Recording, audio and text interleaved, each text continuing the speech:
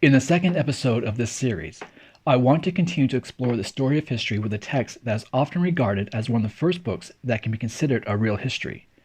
This text is, of course, Thucydides' history of the Peloponnesian War. What I mean by real history, and I'll come back to this throughout this discussion, is that Thucydides' account of the conflict between Sparta and Athens, which took place throughout the latter half of the 5th century BC, is based on a methodology that prioritized the use of primary and contemporary source material as evidence. Though this is not as straightforward as it sounds, and even Thucydides acknowledges this. Many of the speeches are stylized, and in many instances, Thucydides invents orations out of whole cloth. But unlike Herodotus, who is always paired with Thucydides when discussing the origins of history as a discipline, Thucydides focuses on human agency. The Peloponnesian War was a result of human ambitions and actions, and therefore the causes and effects of that war can be studied in objective terms. This is not to say that Thucydides was the first to write history. In the first episode of this pod series, I noted that Herodotus' histories did represent a kind of history which explored the hostile relationships between the Greeks and Persia, but with its florid details of mythological creatures alongside relatively sensitive descriptions of Persian society and culture, the histories are more ethnographic than they are historical. Even Thucydides disliked Herodotus' work, thinking that it was too fantastical to be believed, and that it could not be defined as a history. Even Homer's Iliad and Odyssey loosely fall under the category of history, with the Trojan War as their subject. What sets these works apart from Thucydides is the presence of mythology. In a point of criticism, Thucydides refers to Homer and others as poets, and claims that his work avoids the fabulizing that is the hallmark of such works. Despite the self-serving self-promotion of Thucydides' criticism, his history of the Peloponnesian War is a different kind of history than that of the poets. Reading Thucydides in English, I am struck by the sparseness of his prose. The history of the Peloponnesian War is not known for being an entertaining read. Even in the Greek, Thucydides was regarded as a difficult author whose writing style was considered charitably as dense and prosaic. And yet, there is no question that the history of the Peloponnesian War is one of the most important works in the discipline of history, and that historians for centuries have studied Thucydides not just to learn more about the Peloponnesian conflict, but how to write history itself. Why is this? Why do we still look to a book that is over 2,000 years old as an authority? I think it goes back to Thucydides' criticism of the poets. Thucydides himself acknowledges that his writing style is not to everyone's taste, which itself is a reminder of how information was transmitted in the past. As a written work, the history of the Peloponnesian War assumes a literate readership, but the fact is that the majority of the population was illiterate and would have relied on oral traditions for their information, as a literate Greek culture was still in its infancy. As an oral work, the history of the Peloponnesian War would have been a difficult thing to listen to for any extended periods of time. It is punctuated with lengthy political speeches, some spanning several pages in modern editions, and yet as stilted and dense as it is, it succeeds at portraying the events, the causes, and the effects of the Peloponnesian War as they happened. The result is a detailed and comprehensive examination of human agency, which in turn does give the book a certain dynamism. Shorn of divine intervention, mythological creatures, and excessive artistic license, Thucydides gives us a window into Hellenistic society prior to its collapse and later subjugation under the Macedonians. Much like a long-form essay, the history of the Peloponnesian War is meant to inform, to explain to the Athenians what had gone wrong in the war. It is a hard-nosed report from a veteran of the Peloponnesian War. Thucydides has served as a general for the Athenians. To a certain extent, it is an atheistic work, both in his rejection of divine involvement during the course of the war, as well as, and I will come back to this idea later, his rejection of the idea that politics were ennobling. In Thucydides' world, political motivations were driven by short-term interests. A prime example of this unflinching view of politics is seen in his account of the Athenian invasion of Sicily in 415 BC. The Sicilian Expedition is one of the best-known episodes of the Peloponnesian War. Reading it today, you get the unsettling feeling that this could have been written in the last 20 years. Sicily was home to some Greek colonies that Athens thought they could use to disrupt Spartan war efforts. Those supporting the proposal of invading Sicily sold their idea on the premise that the supposed wealth found in the Sicilian colonies could be used to fund Athenian war efforts while depriving the Spartans of a valuable resource. The problem, of course, was that this was a lie. Sicily was not rich, and the original pretense masked the actual ambition which was Athens' imperialistic designs on the island. Thucydides points out that there were some who opposed the expedition, such as the general Nicias, who recognized the lunacy of such an undertaking, especially at such a crucial point of the war, but Nicias represented the minority position who argued that invasion of Sicily would divert needed resources and leave Athens open to attack from the Spartans. These arguments were countered by Alcibiades in a speech that would not have been out of place during the deliberations of the U.S. invasion of Iraq in 2003. I think of Colin Powell's appearance before the U.S. Security Council with what he claimed was incontrovertible evidence that Saddam Hussein possessed chemical weapons, or the UK PM Tony Blair's dossier that purported to have the smoking gun proving Iraq's involvement in 9/11. All of this, of course, turned out not to be true.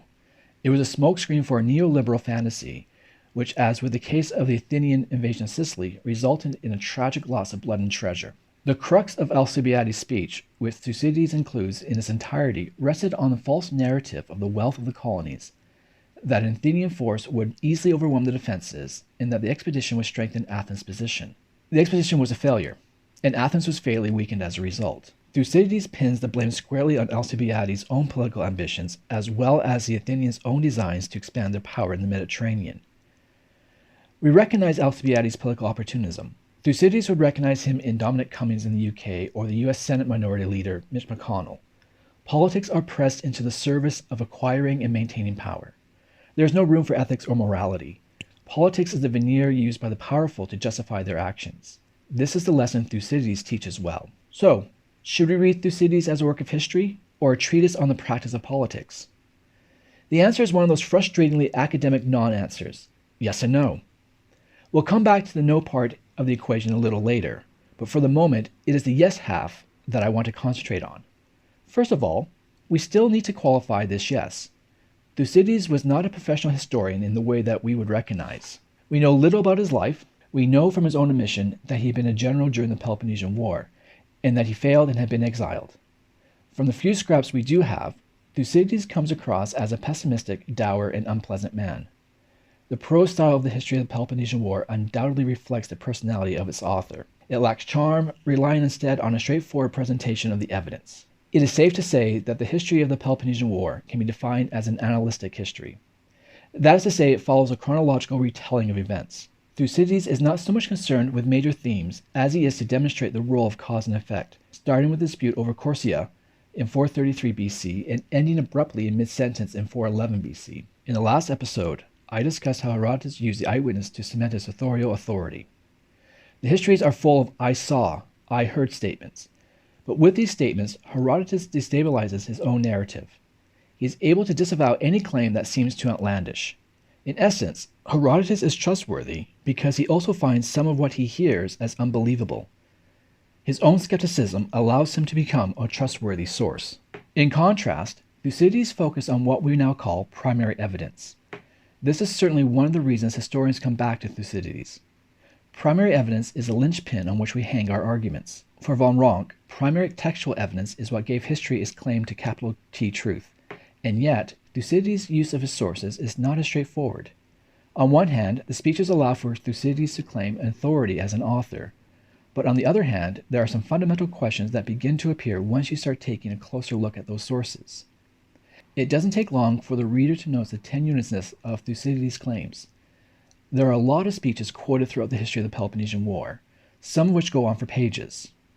How could have Thucydides remembered all these speeches, or even with the help of assistants, gathered them? The answer is, of course, that he couldn't. The majority of the speeches Thucydides includes were either revised or completely invented by him. So what does this mean for the authenticity of Thucydides' work? Surprisingly, not much. True, Thucydides' work does not meet the expectations of the modern historical discipline. In some regards, Thucydides is no more reliable historian than Herodotus. Thucydides is open about his method. He acknowledges that he can't remember everything that was said, and that he also can't rely on the memories of those who have reported other speeches to him. So he makes the speeches say what he thinks was called for depending on the situation. In other words, Thucydides takes license with his source material to fit the narrative he is telling. But I think it is also important to state here that this was not sloppiness or laziness on Thucydides' part. Thucydides was highly concerned about giving as accurate an account of the Peloponnesian War as possible. He goes on at length that he reviewed his sources carefully for accuracy. Whatever liberties Thucydides took with his sources were in the service of his overall project. His revisions and inventions were not done arbitrarily. They were meant to reflect what Thucydides expected these people to say in their specific contexts in order to explain their own motivations. I now want to turn some of my attention to the impact Thucydides' work has had since it was completed. Even shortly after his death, the history of the Peloponnesian War has been regarded as a major work of historical writing and required reading to understand Hellene society during the 5th century BC. By the late Renaissance, Thucydides was widely read among the educated elites. Niccolò Machiavelli found in Thucydides a kindred spirit. I stated earlier in this discussion that Thucydides' account is anything but a romanticized portrayal of political life. Machiavelli too regarded politics with the same realism. Machiavelli himself was a victim of the brutal political realities of the Italian city-states of the 15th century. For decades, the Italian peninsula was racked by internal strife and foreign invasion, which are too complicated to get into any detail here. But suffice to say that during a particularly violent period of civil strife in Florence, Machiavelli backed the wrong horse, and as a result was tortured and sent into exile by the triumphant regime. While in exile, Machiavelli wrote a small treatise in an attempt to ingratiate himself back into the world of Florentine politics. The end result is a small book known as The Prince. The story of this slim volume merits its own episode. In The Prince, Machiavelli mines the recent history of Caesar Borgia's efforts to unify the factious Italian city-states and the later French invasion of the peninsula by Charles VIII to draw political lessons on how to successfully run a state. Castigated as soon as it was published as a work of the devil and an atheist, The Prince stripped away the fiction that politics could be underpinned by Christian morality.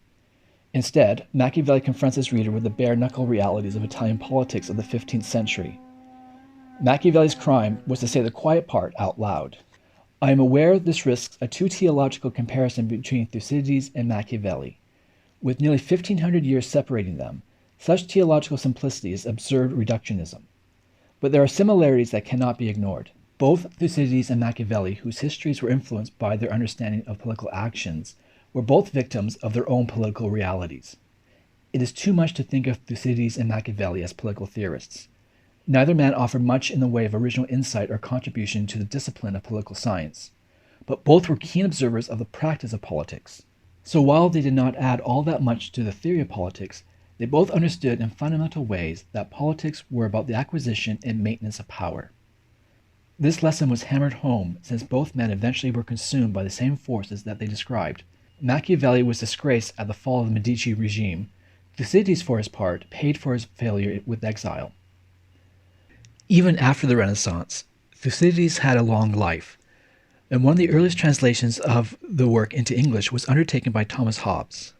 Even a passing encounter with Hobbes' political work makes it evident why he would be interested in Thucydides' account of the Peloponnesian War. During the 17th century, classical Greek and Roman authors were all the rage among the educated.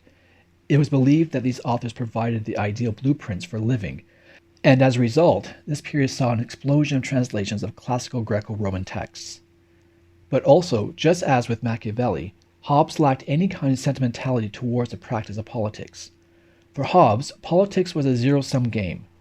Writing in the aftermath of the English Civil Wars, Hobbes was under no illusion of the realities of the ambitions that governed political life during Cromwell's Commonwealth and the later restoration of Charles II. Again, as in the case of Machiavelli, I am not suggesting a theological connection between Thucydides and Hobbes, but I hope rather that I am emphasizing that these themes we see in Thucydides are timeless and transcend specific historical contexts. So what do we make of Thucydides as an historian? Well, I think that despite the flaws in his work, Thucydides has earned his place as one of the most important historians. It is too much to say that history begins with Thucydides, but there is no question that much of what we understand as the characteristics of history are present and were built on by future writers who try to make sense of the past. I just want to finish on a slightly different note that for me encapsulates why, even in the 21st century, Thucydides is a vital read and should be required by anyone who wants to make sense of not just the past, but how our modern liberal democracies function. I mentioned earlier in this podcast that Thucydides was creative in his use of his sources. In the history of the Peloponnesian War, there exists one of the best-known political speeches from antiquity. It is a funeral oration by Pericles in which he defends the idea of Athenian democracy. In this speech, Pericles lays out the reason Athens is engaged in a war with its neighbors. Pericles explains that Athens is a democracy because power is in the hands of the people and not the minority. He goes on about how all are equal before the law. In Pericles' Athens, lack of wealth is not a barrier to political participation. Reading this, you can almost feel the patriotic fervor radiate off each word. And yet, This speech, like so many in the history of the Peloponnesian War, was likely not given by Pericles, but rather may have been created by Thucydides, reflecting his own values more than that of Pericles. And yet, the importance of the funeral oration on the development of Western democracy cannot be understated. The funeral oration is a rejection of the political realism that is threaded throughout the history of the Peloponnesian War. It is a clarion call to the higher ideals of political life, and this is why I agree with the notion that Thucydides should not be regarded as a cynic. Idealism may be in short supply in political life, but it doesn't mean that it cannot exist. More than 2,000 years later, Pericles' words still ring true, and though we seem to be entering an era where democratic norms are being rejected with impunity, Thucydides' work speaks to the power of history to remind us to do better and be better.